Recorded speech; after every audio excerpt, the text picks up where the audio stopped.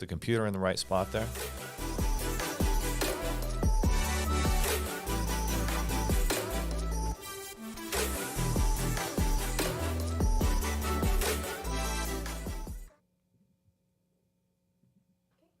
What's up, guys? Episode 52, everyone. The Go Figure podcast. Got a fun show for you guys today. And, before we started, sometimes life just gets crazy, and I just thought Ty had an interesting life experience. Ty, what happened yesterday morning? Yeah, Leo, we're hoping we can get through this episode without it happening again because Molly, my dog, is here. We're heading to the dog ER in about 45 minutes. So, oh, really? Yeah, we think she had a diaper or something, which apparently is really bad for Yeah. dogs. But yesterday morning, this is where it all started. I'm still laying there in bed. We had woken up 3 times with Thomas, our 7-month-old, already changed a poopy diaper and whatnot, just sick of it. My wife walks into the closet and I hear panic. And I'm like, oh no, what happened? We go in and literally pile of shit here, pile of shit here, pile of shit here. It's everywhere. It looks like a zoo in there, Leo. It's a nightmare. And so apparently Molly was panicked all night, went into the closet and did her business. So I spent the first hour or so of my morning yesterday with Abyssal and carpet spray and hoping it was just a weird fluke and it went away. But no, she's Molly's still struggling. So not good. Those viewers today may get a special treat if she can't hang in there another 30 minutes. That reminds me of something that doesn't exist anymore. They now have a vaccine for it. It's called the rotavirus. And so our first 2 kids got this rotavirus. And basically for about 2 or 3 days, your 1 or 2 year old just vomits and has uncontrollable diarrhea like multiple times a day. And and it would come out of the diaper and very bad. Sounds terrible. Yeah. Do dogs get it? I don't think dogs get it. So I hope not. I think it's the diaper. Yeah. Oh, that's not good. Yeah. Not good.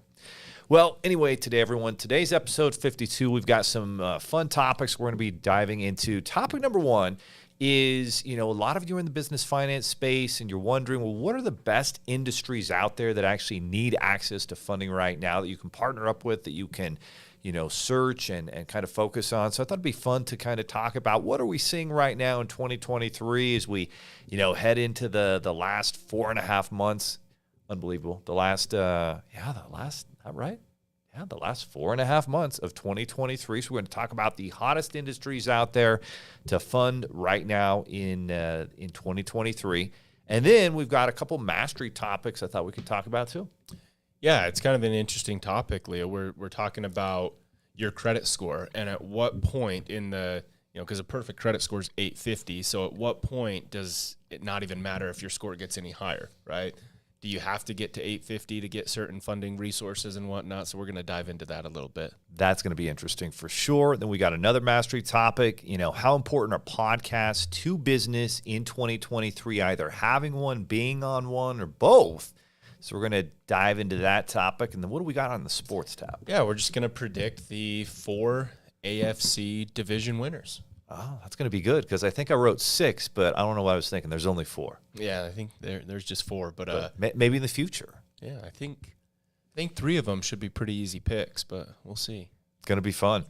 All right, well, let's dive into it. The hottest industries to fund in 2023. There are a lot of different industries that are growing and that you can provide funding on that have a need for funding. There, of course, every industry is always going to have a need for funding no matter what. But as we take a look at kind of the hottest industries out there in terms of those that need funding, what comes to your mind as maybe one of the top ones right away?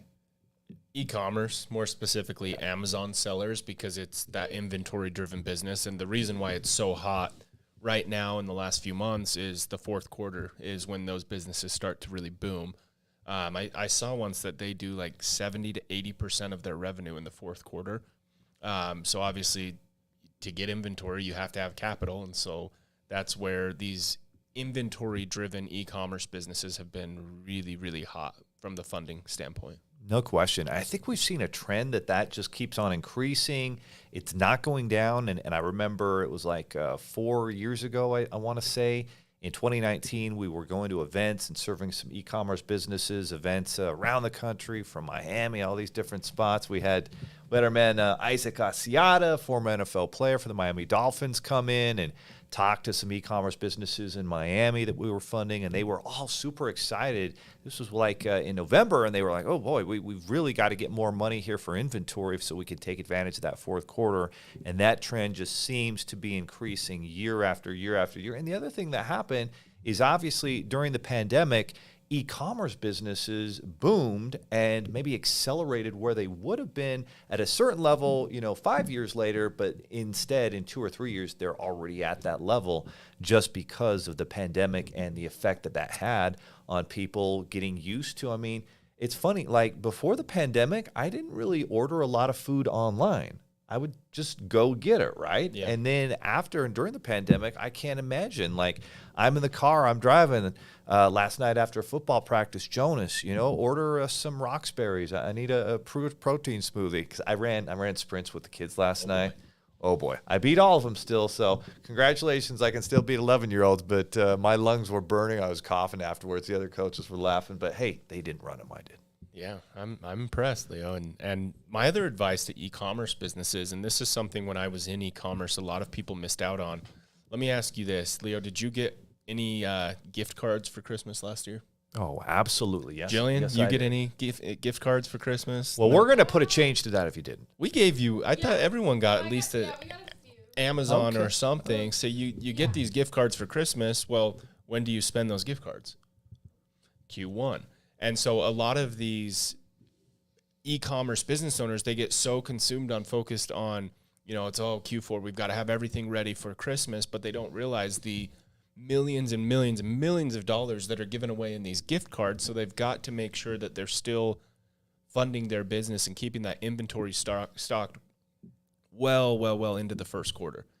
And when you get a gift card, like you think about gift cards, it's always been popular to do restaurants. You got maybe a Chili's, an Olive Garden, something like that. But more and more, people just want flexibility, freedom. I want to be able to get what I want. And so you think about it, and we've been doing giveaways with a lot of our stuff that we do, and it's an Amazon card. Yeah.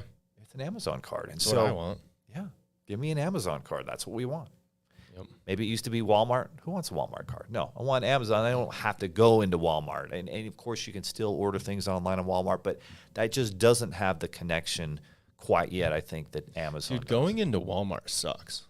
Oh, yeah, there's no question. It's brutal. Like I'll buy stuff online because Walmart's really trying to compete with Amazon, and their online game's actually pretty good. Like they're Big improvement. yeah, you get your stuff really, really quickly. They have all sorts of third-party sellers. They're really good with drop shipping and whatnot. So it's great. But going into a Walmart, I swear every time I go in, I swear it off that I will never go back because it's just this terrible experience. I got bumped into with a cart like twice, and then when I was bumped into, looked at me like, what the hell are you doing? Like, dude, where are these people coming from?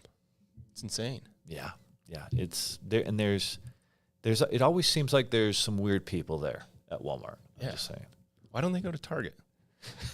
They just I'm okay with it. I actually pleasantly enjoy going to Target, but why aren't these Walmart people going to Target? I don't know. It's just weird. That's true. So I think without a doubt, we're saying e-commerce, whether it's in especially Amazon, Walmart, Shopify, your own e-commerce stores, this is a hot niche, a hot industry, and we've got some videos on it on the channel. Like if you can focus on providing funding for e-commerce, it's a wonderful spot to be. And we just keep on speaking with more and more e-commerce partners out there whose clients need access to money. So that's going to be maybe our top industry right now. Our next top industry, there's a lot of competition out there. What would you say the next top one is that maybe comes to mind? If we say all 2023, I mean, real estate still, we've definitely seen a lot of people still raising capital and getting money for real estate and doing it in a little bit more of a creative manner. A lot of seller finance deals, so they need the capital to come in for closing, or they need capital to do some rehab because they got a seller finance deal and now they want to rent it, rehab it up and rent it out. So I would still probably say real estate is number two. What are your thoughts? I agree. I was going to say real estate is still there, and it's one of those things that will always be there because there's always, as Jim Cramer always says on CNBC, and I certainly don't always I like to poke fun at Jim sometimes because he screws things up. But he says there's a bull market somewhere always, and he's absolutely right. And it's like in real estate, no matter what real estate is doing, going up and down, there's always a bull market somewhere, and that means there's a deal out there. If you find a good deal, it doesn't matter if your market went up 5% or down 10% in the last year, which obviously a lot of markets have done, especially out here in the West. If you go find a deal that's 40% below market value, it doesn't matter if it lost 10 or 5, like you're still going to do pretty well with it. And so there's always a great deal out there. It just takes some work. And real estate has so many different divisions now. You've got Airbnb properties, you could buy them. Then there's the Airbnb arbitrage where you can just rent one out and then put furnishings in and make more on the Airbnb than you would what you pay in rent. There's fix and flips. There's wholesale where you just get a property under contract and sell the contract to another investor for a profit without having to do anything except have the earnest money to get it under contract and find the good deal. So there's so many different avenues in real estate. And you mentioned seller financing, where people locked in really low interest rates a year ago. It's going to be super attractive for the next buyer to say, I don't want to get that shitty 7% mortgage. I'd rather just seller finance it. This thing's locked in at 3%. How about I pay you, more than that at 4 or 5%? You're still winning. You still have ownership in the property. So a lot of people are going to be doing seller financing for the foreseeable future. Exactly. And it's still a win for that seller because they can get that down payment money, right? That's what I did with one of my properties. I was able to get that down payment money, take that down payment money, roll it into something else. Essentially, seller finance it, so I'm still getting more than what the monthly mortgage is, and it's a win-win across the board. So I think it's a great way to do it right now. You just need to know how to find those deals. No question. So we got e-commerce, we got real estate, and then next I would say some sort of online business. It could be a digital marketing business. It could be, an online business where you're coaching other business owners. It could be an online business where you teach a different skill, maybe a marketing course, a management course. There's so many different quote-unquote online businesses out there, and that's certainly a space. So anybody who's teaching someone how to make money online, maybe affiliate marketing, maybe starting a YouTube channel, a lot of different options there. What am I missing? What would you add to that? Yeah, the only thing I would add to that I'm seeing a little bit more of, because the older generation, I think, is getting a little bit scared of just leaving their money in the markets right now. Yeah. And Very good I'm point. definitely seeing more people pull that out and get into franchises. But when they start a franchise, they want some working capital budget as well. So I'm definitely seeing franchises being a little bit more popular than it was a year ago. Yeah, no question about it. And there's a lot of advantages to looking at starting a franchise, obviously, because the franchise has a system, it has processes, it knows the business model, it knows where you want to open, if it's a brick and mortar location, or what the service is, or what the need is in that area. And instead of trying to figure out the right product, the right offering, how to market it, these franchise owners or franchise systems are often already built out. They're in place. They have great training. You pay their franchise fee. You pay a small royalty every month. And so we've been able to fund a lot of franchises, and that's a huge – and there's always a new franchise starting somewhere. And, boy, the one thing about it is they always need working capital. You might cover the franchise fee. You might be able to open the location. But if you don't have working capital for marketing and to cover payroll until you get your sales up as a franchise owner, you can get in a sticky cash flow situation where you're just short and you can't even quite pay the bills. So super important to help those franchises get access to money. Yeah. No question. Those are the big ones I can think of, though. Yeah, I think that's a good range. Those are the top industries to focus on funding. And the good news is I would say all of them for the foreseeable future are going to continue to be trending up. They're going to be hot. Obviously, if you said I'm going to go out and fund, brick and mortar bookstores or brick and mortar retail clothing stores, those are trending down. You don't want to trend those. All the ones we just mentioned, e-commerce, real estate, online, franchises, those trends are only going to be going up for the foreseeable future. All right, topic number 2. This is a mastery topic here. Going to be very interesting. We've had a lot of people ask about credit. Fortunately, you and I have been fortunate to look at over 100,000 credit reports, so we have a bit of knowledge when it comes to credit reports. And there was a new article that came out, and it's on CNBC, and it says, once you hit this credit score, There's no benefit to scoring higher, says expert. It's just bragging rights. I think this is a really good topic because I can think of a number of people we've talked to that are, after a unicorn. Oh, I want to get that 850 credit score. And we've seen some 850s. We usually see one or two every single month out of the thousands of people that are looking for financing. And so at the end of the day, people have this idea of, I want to get that high credit score. And my question to them is, if you have a 750 or an 850 credit score, is the 850 making you money? Is it making you more wealthy? That's always been my question. Yeah, typically the answer is no. Yeah. Right. I mean, there's obviously variables to that. And sometimes, what's interesting is we'll see an 850 credit score and they don't really have a crazy elaborate credit file. No. Whereas we see a 750, 760 that, yeah, they're 100 points lower, but they have a very elaborate file. Their utilizations are low. Their credit history is longer, and they can get a lot more funding than the 850. And honestly, that 750, 760 that has a bunch of properties and mortgages and cash flow, their net worth ends up being usually 5 to 10 times higher from the files I've seen than that business owner who, just has a very thin file and they've got some things set up. They've done a great job, but they don't have a lot of businesses, a lot of investments, a lot of real estate. So yeah. And if I were to guess, I haven't read this article, Leo, but to me it seems like that threshold is 780. The second that I see a client at a 780, whether they're a 780 or an 850, it literally doesn't matter. I'd be curious to see what CNBC, you said it was CNBC, right? Yeah, CNBC. So here's what it says. While having a perfect 850 credit score is impressive, you don't necessarily need it to unlock the best benefits. Typically, once you hit the mid 700s, you're considered to have excellent credit and there's no practical benefit to scoring any higher, says Ted Rossman. Bankrate Senior Industry Analysis is just bragging rights above that threshold. The exact number within that mid 700 range varies by lender, but usually a credit score between 740 and 750 will qualify you for the best terms with credit cards and auto loans. Rossman tells CNBC make it a 760 will typically get you the best rates on mortgages. I think I have seen 780 though. Yeah, but there's an additional lower interest rate, like maybe a quarter point, if you go from a 750 to a 775 or a 780. Yeah, because if you see someone at a 760 with perfect, like no negative marks on their credit whatsoever, typically there's a utilization issue. They're a little overutilized, and so you get that corrected.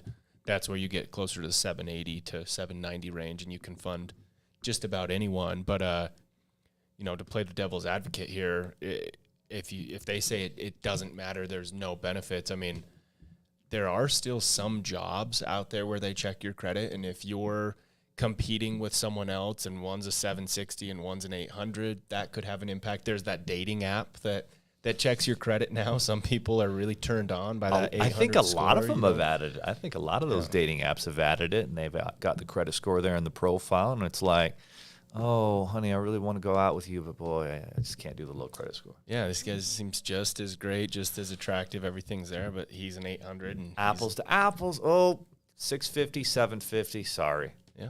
See? Yeah. It's not anything. So credit score profiles, just to remind you guys, go from 300 on the low end up to 850 on the high end. If you're below a 650, you're definitely got some issues, probably some late payments. And then you start getting above 700, your credit cards are paid down a little bit more, and you start getting above 750, and that's really where the magic happens. And so 750 is super important. If you can get above 770, 780, then for sure you're qualifying for the highest stuff. But beyond 780, that 70-point range of 780 to 850, probably not much difference. I agree. Yep. All right, cool. Well, that is the credit score profile. Quickly says how to improve your credit score. Let's see what they say.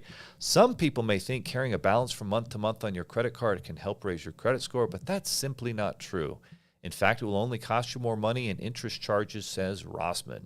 Instead, by lowering your credit utilization rate, which represents how much of your available credit you're using, which represents 30% of your credit score. So let's say you have two cards that each have $6,000 limits. Your total available credit would be $12,000 if you're carrying a balance of $3,600. Between the two cards, your credit utilization is 30%. I mean, that's the thing that we talk about all the time. If you can keep your utilization at 30% or less, you're going to be in really good shape. If you're applying for financing for a business, maybe 40 to 45% you can get away with. But that's pretty much one of the biggest things you can do to raise your credit score. Okay, topic number 3 here. How vital are podcasts to your business in 2023? You know, it's interesting. You think about the transformation that the internet and social media have had on business, whereas maybe 10 years ago, you know, most businesses didn't create a lot of content. It was a new thing. I remember Gary Vaynerchuk was just starting to really become big with VaynerMedia. And so companies like Coca-Cola and Microsoft and others wanted to learn how to, you know, create good content for social media, for Facebook. And so Gary Vaynerchuk and his company would help them do that. And so that kind of became a thing. But small business owners could compete on social media, and it's just gotten more and more competitive. And so there's 2 things I think about. If you're a business owner and you're not creating content, and you don't have posts on social media, and you don't have a podcast, and you've got another business that does a very similar, offers a very similar product or service, and they create, you know, content, and they have social media posts, a YouTube channel maybe, and a podcast, and you don't, which one of those do you think is going to win? The one getting the content out there. No question. Content is king. Having a podcast is so powerful, especially if there are strategic partners, which you and I, we've looked at this. We've been investing in other businesses. We've got a new flooring business and other businesses we're looking at. And boy, if you're not creating content, if you're not doing the things to set yourself apart from the competition, then you're going to lose. Because the one who is creating content, someone will see that person. And the mistake that a lot of people make is they think, oh, I've got to be perfect. My video has to be perfectly edited. I need to have that radio star voice. I need to be able to create amazing, awesome content. And that's not what people are looking for. I mean, it's nice if you can.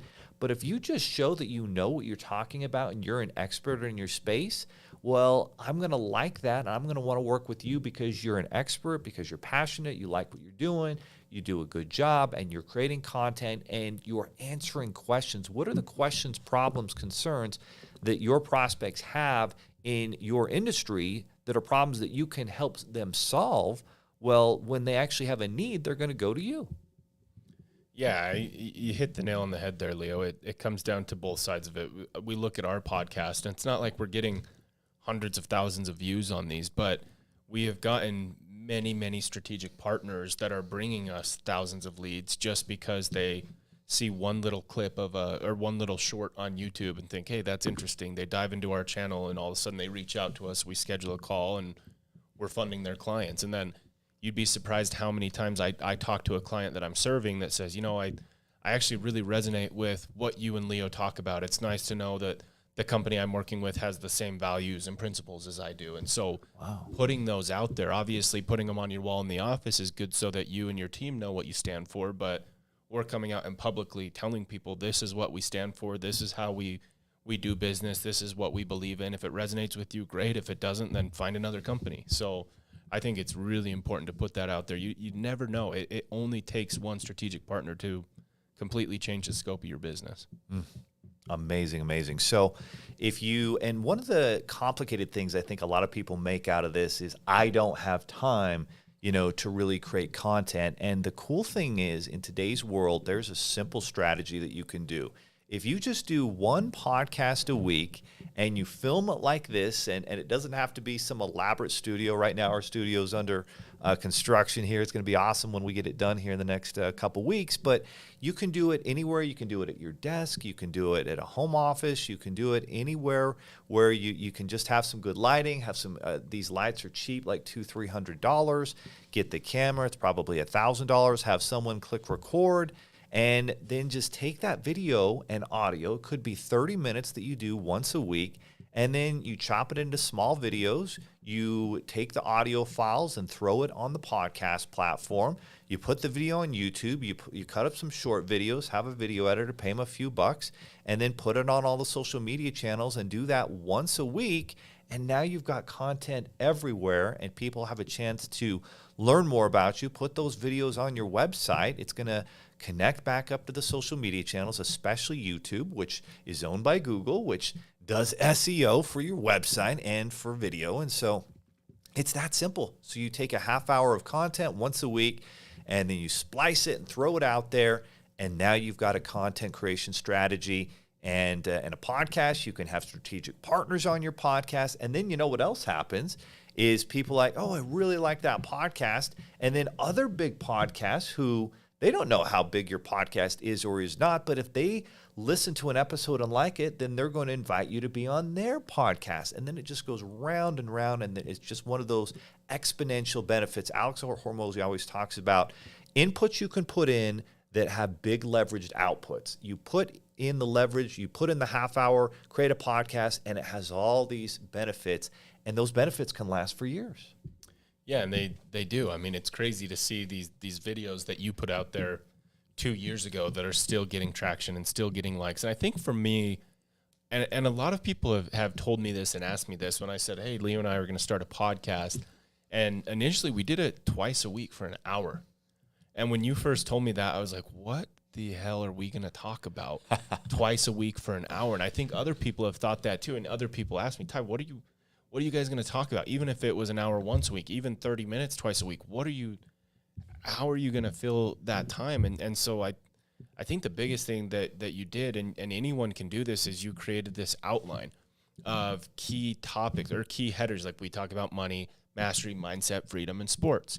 And there's templates out there. There's guides out there that you can just find on Google on a good podcast flow and good content ideas. I mean, I think there's ways ChatGPT can give you new content ideas every single day. So it's not that you just get on video and wing it every day. You've got to have this template. You've got to have these guidelines that you're going to follow, because I think, like many of you, I had that same thought. What on earth are we going to talk about? And then you get out there, you start to find current events, you start to tell stories, and you'd be shocked how quick that 30-minute time slot goes twice a week. Oh, yeah. It flies by. I don't even know how much time we've been going on this episode, but it seems like it's flying by.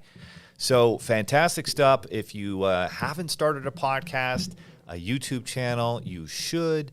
And then the most important part of it is just being consistent with it, right? If you can just be consistent and have a format you're consistent with, and topics that are within your space that you are knowledgeable about, and you can add a few other things that you're knowledgeable about too or passionate about, and you'll just start to build a community and connect with people. And even if you're only having a few hundred views, a few dozen views at the beginning, it's really going to pay off down the road. And all of a sudden you'll have a video that goes viral and gets 300,000 organic views, and you're like, wow, if we'd have spent to get 300,000 views, like literally we would have spent like $40,000 or $50,000, and then that's just free advertising that happens in your business once in a while.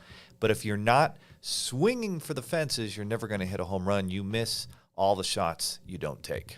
Leo, I've got a good feeling about this one. When we start talking about the AFC East, I've got a little surprise for everyone. I think this one might go big. It's game time, guys. It's time to jump into our sports segment. And you know the NFL season is right around the corner. You know what's funny, Ty? So my daughter had never loved football and sports, but last year she was watching a game. You know what game she was watching? It was the Minnesota Vikings versus the Buffalo Bills. And for whatever reason, she and Kayla decided they wanted the Vikings, and she loved Justin Jefferson. That guy's a badass. And I like Josh Allen. I like Coach McDermott, so I'm rooting for the Bills. Of course, the Bills found a way to lose that game, as they did in the playoffs. But what a great man. So in the offseason, Kayla's like, are there no football games on? Like, it's kind of boring on Sundays without football. And then we had a preseason game on this Sunday, and she's like, oh, is football back? Oh, I kind of missed it. It gave me something to look forward to on Sundays to watch. And these games are kind of awesome. And you got HD, and you got the theater room. And so – yeah, fantasy my 18-year-old daughter, she likes football. That's awesome. I'd love to hear it. Well, all right. Should we break this down? We've got the 4 AFC divisions here. Let's start with probably the most boring one. We're going to go the AFC South. So in the AFC South, you have the Colts, You've got the Texans, you've got the Titans, and you've got the Jaguars. Okay. This one's a pretty easy pick for me. Even with DeAndre Hopkins teaming up with Ryan Tannehill, I like Coach Vrabel. It's not going to happen. It's the Jaguars division to win. Jacksonville is definitely going to be the team out of the AFC South that has any shot of making a splash in the playoffs, and they will win that division. And they're coached by a Super Bowl winning coach, one of the few head coaches who has beat Bill Belichick and the New England Patriots in a Super Bowl. Coach Doug Peterson, incredible coach, incredible guy, and he has absolutely in 1 year transformed that team. It's funny, I was watching them early on last year, and they started off with some losses, but they were really close, and they were looking, and I'm like, they're going to come on at the end of the year, and boy, they sure did. And now they're going to come in with a lot of momentum. Oh yeah, that's got to be one of the greatest playoff comebacks of all time that they pulled off against the Chargers. So all right, quick one. C.J. Stroud of the Texans or Anthony Richardson of who's he on? The Colts. The Colts. Who you got? Who has the better year? CJ Stroud. I agree. Yeah, I agree. I think he has more weapons. I think he's got the better coach. I do like Steichen, but I definitely think that CJ will have a better year. And I think that Bryce Young will have the better year of all three of them. So Smart kid. AFC West. This is it gets a little bit more complicated here because you've got the Raiders. They're going to be at the very bottom of the West. Then you probably have the Broncos. I do think they're going to surprise a lot of teams. I think with the new coach they brought into town, I think Russell Wilson's going to kind of have a comeback year. I don't think he'll be comeback player of the year because you can already bet on this. In Vegas, it's going to be the Buffalo Bills safety that literally Damar Hamlin came back to life. So sorry, Russ, no matter what you do, it's not happening this year. And then you've got the Chargers.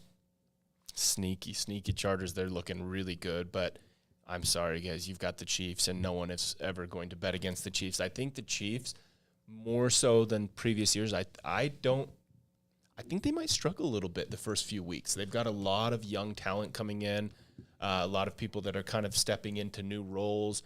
Even in the preseason game, like Pat Mahomes played that whole possession, and they did not look sharp. No, they've did got not some look work sharp to do. They went for it on fourth down. They got stopped. Yeah. They didn't look great. I think they will be into tip-top shape, tip-top form come playoff time. They will win the AFC West, but I think it's going to be a lot closer than years past. I think the Chargers have a really good shot of dethroning them. It just won't happen this year. Does the AFC West send 3 teams to the playoffs or just 2? Just 2 because of the AFC East. So Denver does not quite make it. No. But they're doing better than last year. They will do better than last year. The problem is you throw Denver, you look at the AFC North and the AFC East, and Denver's taking last in both of those divisions. Those divisions are just stacked. So going to the AFC North, you've got the Cleveland Browns. Okay. You've got the Pittsburgh Steelers. You've got the Cincinnati Bengals.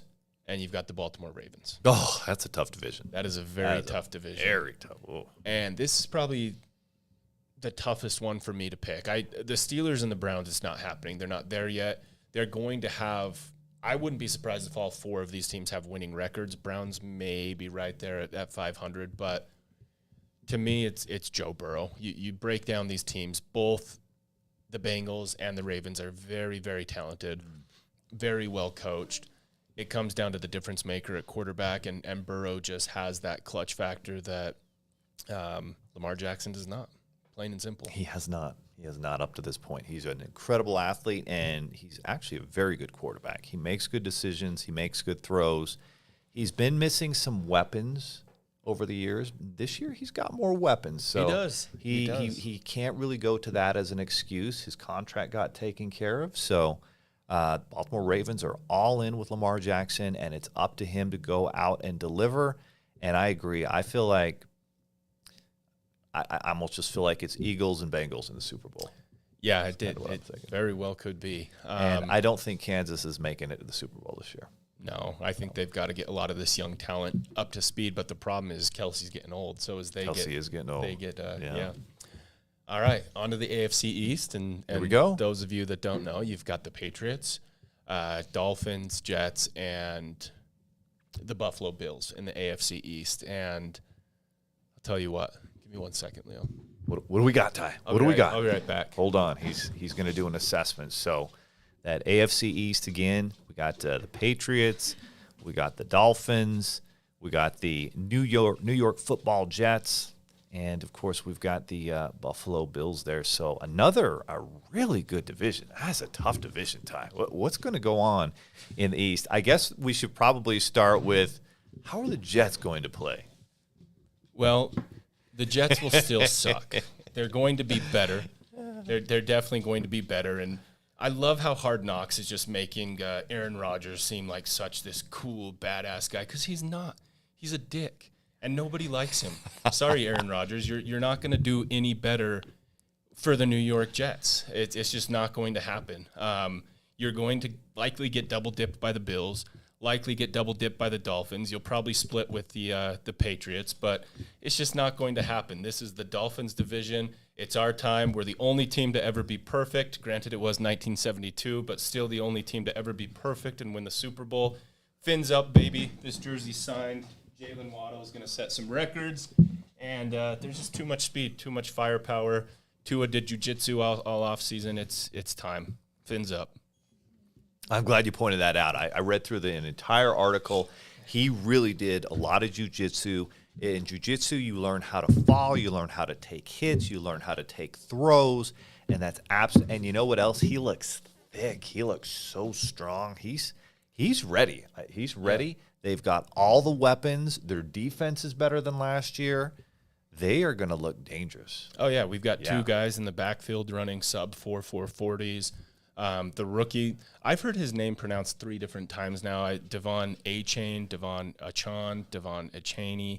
I don't really know exactly what is correct, but I think he's going to make enough of a name for himself this year that everyone will know his name pretty soon. Apparently, he's beating Tyreek Hill in sprints, which is insane. That's the fastest guy in the NFL. Oh, yeah. So this guy must be incredibly fast. Oh, yeah, just can run. And apparently, he looked pretty good. Unlike a lot of these teams in the preseason game, the Dolphins didn't play a single starter, let alone a lot of backups. Like, we pretty much were third, fourth stringer, seeing who's going to get cut and who's not. Whereas you got the Broncos that are playing their starters the whole first quarter. So it's kind of interesting how different coaches do this. But I heard some people talking a little bit of shit because the Dolphins lost 19-3 to the Falcons. But guys, nobody knew a single name that was on that field. I'm not worried one bit. I can see the Dolphins winning all their games in the division. They definitely could. I can see him beating Buffalo. I think Buffalo takes a step back from last year. I think the Patriots are very similar. And honestly, the Jets might be maybe have 2 or 3 more wins than they did last year and have a chance to maybe get into the playoffs. And that's it. Yeah. So I think the Dolphins can win all 6 of those games against their 3 divisional foes, and that'll put them in a really strong spot. To tell you the truth, Leo, I'm not just making this up to feel better about the Dolphins in the division. I'm more scared of the Patriots than I am the Jets. Especially with adding Ezekiel Elliott to their backfield. That was a good add. How Bill O'Brien knows how to use his backs. They've got the OC, like I just mentioned his name. Their defense is a top 3 defense. They didn't really lose anyone they didn't replace with a better solution. They added Mike Gesicki. They added Juju Smith-Schuster. It comes down to, can Mac Jones take a leap forward? And if he can, they're just as scary as any AFC East team. I think he can. And we're talking about Bill Belichick, maybe the GOAT, maybe the greatest NFL football coach of all time. And I agree that the Patriots, and you know what else about the Patriots? They're going to maybe be so-so the first 2.5 months of the year, but come that last 6 weeks, they're going to be so dialed in. It's going to get cold, and they're going to be able to hand the ball off to Zeke. And Bill O'Brien is a great offensive coordinator, a Super Bowl winning offensive coordinator. And, of course, we know what Belichick brings to the table. So you're right. Patriots are the team for the Dolphins to worry about there. And, and the Patriots might be the ones that leapfrog the Jets and they go into the playoffs. Yeah, it's whoever takes last in that division is going to be the best last place division ending team that we've seen potentially ever. But to break it down and answer your Broncos question again, so the division leaders, again, we've got the Chiefs, we've got the Jaguars, yep, we've got the Bengals, Check. and we got the Dolphins. Check. I Outside agree. of those 4 teams, are the Broncos going to be better than the Chargers? No. Are they going to be better than the Ravens? No. Are they going to be better than the Jets, the Bills, maybe even the Patriots? No, not a They're chance. right there with the Titans. The Titans and the Broncos, it's just not going to happen. Yeah, The AFC they're is not too going stacked. to the playoffs this year, no question. And my prediction is Bengals and Dolphins in the AFC Championship. Barring major injuries, right? Yes. Pat Mahomes The gets hurt. unexpected. Absolutely. Another team sneaks in. Yep. Same thing with the Josh Allen. But I'm excited. It's getting close. We're almost there. Game time. It's coming up. Coming up. Well, that was good stuff. That's going to be a great segment there. I can't wait to watch that short. I want to see some shorts in the segment. And we're going to do a little hashtag fins up, hashtag Dolphins 2023. And that's going to be fun to see. Might See be what everyone says. the Larry Zonka's helmet. Just Oh, yeah. things. Yeah, it's high quality. High quality. All right. Go figure.